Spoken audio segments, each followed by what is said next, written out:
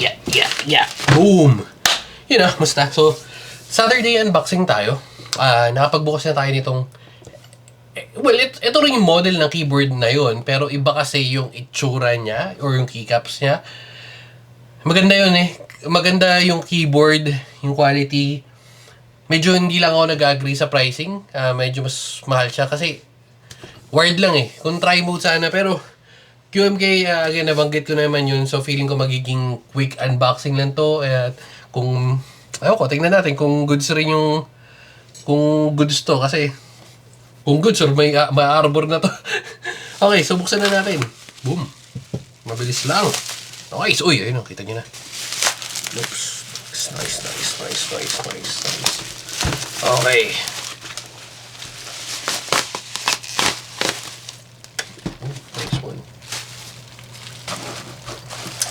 Okay. So, ayan. Nakita nyo naman, Royal Kludge. Again, ito nabuksan. Nakabili na tayo nito before. Ang nangyari kasi, in-order ko to. Pagka-order ko nito, naunang dumating yung isa, yung white, nasaan na ba yun? Hindi ko matanda. Pero, sige, babaya. Pagkatapos siguro, or pa sa kalagitnaan ng video. And then, in-order ko to, nasa pending list siya ng, nasa pending siya ng mga ipapadala na ship out. So, nangyari natabunan, di ba? Kasi may mga order. And then, nakakita ulit ako ng Royal Kludge na hindi ko hindi ko naman maalala na mayroon pala ako nito. So, umorder ako nun. And then, tsaka to dumating after a few weeks. Sige, total, nandito naman. At feeling ko may arbor naman. Ayan, so buksan na natin. Royal Kludge Royal Kludge 75 or R75. Pero yung sa ibang shops, nilalagay nila ng Royal Kludge RK R75, which is Royal Kludge R75. Medyo weirdo lang yung naming nila, pero yun, basta yung R75 yun, which is Royal Kludge. Anyway, so yan na ngayon. Gilid, wala. Unboxing lang tayo. Mabilis na Royal Kludge. Pagkasunod na anong natin, Ayan. Wala. Ayaw mo bukas. Wait lang. So, magkano ang presyo nito? Bago tayo pumunta kung saan.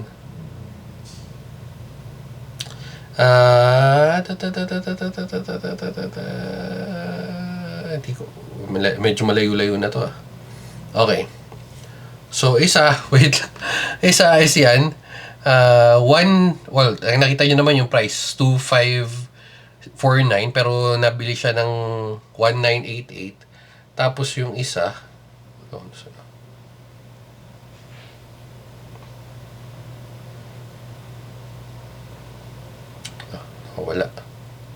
Nawawala.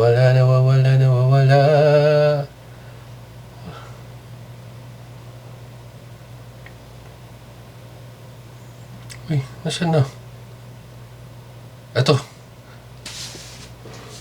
Okay, and then ito naman is 2,429. Nakuha ng 1,800. So, magkano na to ngayon? 2,400? Hindi. Mas mura. 1,800 something, So, ito yung bili natin nung nakaraan. Ayan, yung black. So, ito yung isa. So, bakit ko binili? Kasi, itsura niya is yung Rainy yata. Rainy or yung Elec Fox na 75. Ganito yung itsura niya. Tingnan natin kung gano'n yung quality kasi sobrang ganda nun. Up until now, yung quality yung tunog. Pero kasi yung keycaps diba? So, let's see. Okay, punta na tayo dito. May mga naghahanap-hanap rin ng mga ganito kasi lalo sa mga pangregalo nila sa kanyang mahal sa buhay. Ayan. Uy. Nice. Keyboard. And then, white na switch. Na cable pala, sorry. USB-A and USB-A. USB-C, standard. Keycap puller. White rin to. And then, extra switch. Ito, nabanggit ko na ito nakaraan. Pero silver yata yun, dun sa isa. So, yan. Extra switch. Bakit ba yung switch nito? So, sige. Ito natin. Let's see. Compare na rin natin siguro pagkatapos nito. Or habang... Wait lang, naipit. Okay. Muna na tayo sa keyboard. Napaka-classic, napakaganda. Mayroon pang baganto. Again, sobrang solid ng build nito. Ng quality nito. Yun nga lang, wired mode. Nagtatalo pa rin ako up until now. Pero sige, bibigay na natin dahil again, QMK, medyo mas mahal yung ganung software or yung ganung application. Okay. At saka to, nabanggit ko rin to. Ayun, ang ganda ng plastic. Alam ko, hindi naman nagmamatter sa keyboard yon, pero ang lambot nito, silky smooth. Okay, yung manual, same. Okay. Pasadaan na lang natin kasi alam ko may mga hanap.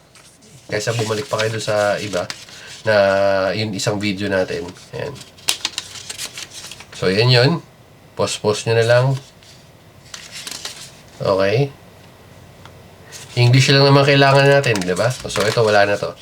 Okay. Punta na tayo dito. Sa main event. Alright. Uy, nakabawa natin bagya, min.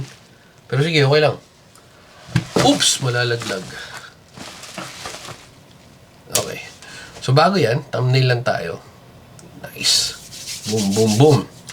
Again, kamukha nung Elecfox or Inky. Hindi ko matandaan. Pupunta lang tayo doon kasi malamang kukunin nyo to. Okay. Kapag sa parehas yung itsura, even yung color combination, pink, white, medyo dark pink. Tsaka itong ganda nito. Nabo. Clickable, yes. Sound check na tayo na mabilis. Suabe.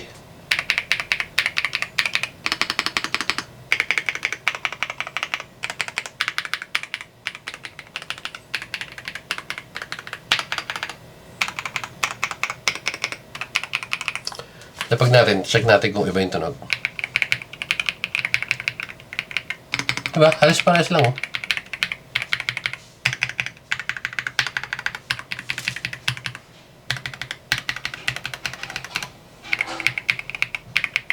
May isa lang ako napansin, parang medyo mas mahirap siya pindutin. Mataas lang yun, mataas lang, mag-e-effort ka lang ng pagpindot. Hindi siya ganun katigas, pero may exert ng effort. Okay, so syempre sa taas, again, alam naman natin to, isa lang dahil wired lang siya. Gilid, dumi lang. Gilid wala, ilalim wala. Syempre ito malambot. Boom, Ganda, magandang quality nito, men. Maganda ang quality. Makalat lang tayo. Okay. So yun naman nakalagay. Sige, buksan na natin. Tingnan lang natin kung anong pinagkaiba. Boom. Same lang. Same shade lang. Same shade.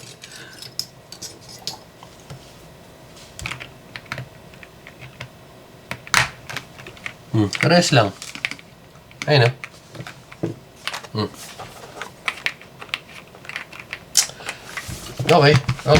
Okay. So, kunin natin yung isang keyboard para for quick comparison.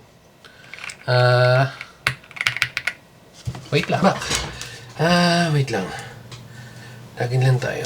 Oops. Okay, so una yung keyboard. Siyempre typing test tayo.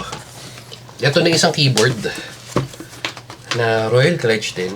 Oops. Daming kalat.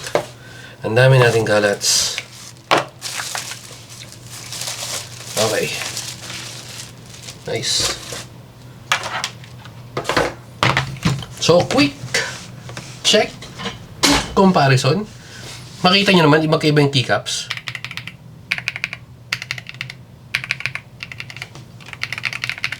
Yung tunog halos same yung switches nito.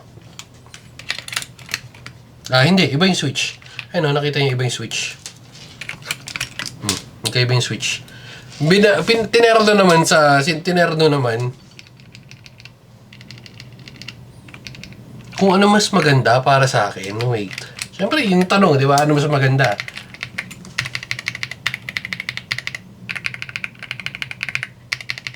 Mas madali pindutin to. Pero mas maganda tunog nito.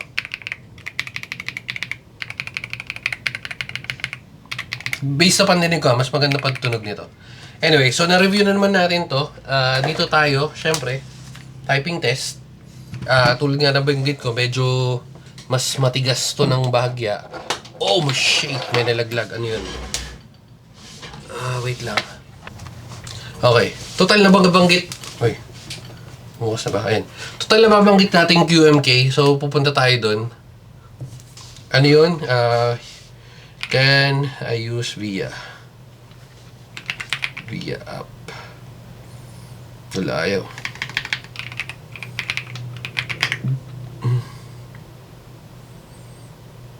Yan. Can I use Via? So, ito yung nabanggit ko. Total, nandito na tayo. Yan, try now. Use Via pala. Nakalimutan ko na kasi. Nakaset up na kasi yung mga keyboard natin ganyan. So, authorized device. Ngayon, ito yung maganda dito sa software na nakalagay dito sa R75. Or kung saan man yung mga keyboard nyo na naka via QMK. Connect mo lang yan. Ganun kasimple. Tapos, pwede mo nang siyang iset up. Pero JSON kasi to. So, kailangan mo mag-download ng file. So, malamang nandun sa, ayan, kung makikita mo iba yung layout. Kailangan mo lang mag-download sa Royal Clutch. Pag na-download mo yun, again, hindi tayo nagda-download ng app. Nagda-download tayo ng JSON file. Magkaiba yun. So, yan. After nyan, set up mo na yan. And then, yan. Set up mo lang ng ganyan. Tapos, after nun, pwede mo nang gamitin. Tanggalin mo, lipat mo sa ibang keyboard or lipat mo sa ibang device. Assist na siya. So, quick lang yun. Anyway, again, if gusto niyo yung separate video, separate. Pero alam ko, meron na ako nun before. So, punta na tayo sa typing test. Para di tayo umaba. Okay, game. Uy. Testing. Okay, ulit. Uy. Okay. Game na to.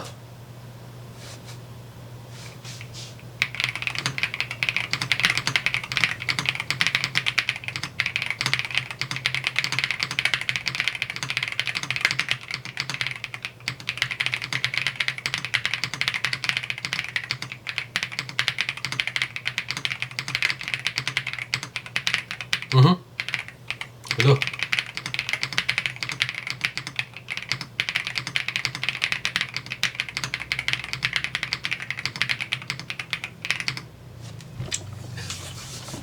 Just sablay. Nalibago ako. Ang lapit. Ito. Yan. Ito yung sinasabi ko. Ito yung nababanggit ko. Total, nandito na rin tayo. Same exact keyboard. Pero magkaiba yung switch. Magkaiba yung keycaps. Ito, pansin nyo to. Ito, makikita. Ito kasi, mapapansin nyo, may iba yung space, medyo mas mahaba versus dito. Ito, manipis to. Again, familiarity na lang naman to. Hindi siya something to do with the keyboard or kung sa switch or what. Familiarity na lang sa keycaps.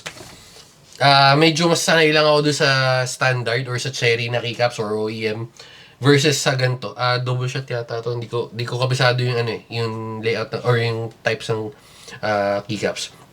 Familiarity lang. Other than that, yung typing feels, parang mas okay siya sa akin habang nagta-type. Hindi ko lang sure in the long run, pag matagal ka nagta-type, sabi mo 1-2 oras ka nagki-keyboard. Pero yung normal na pagta-type ng keyboard, sobrang swabe naman.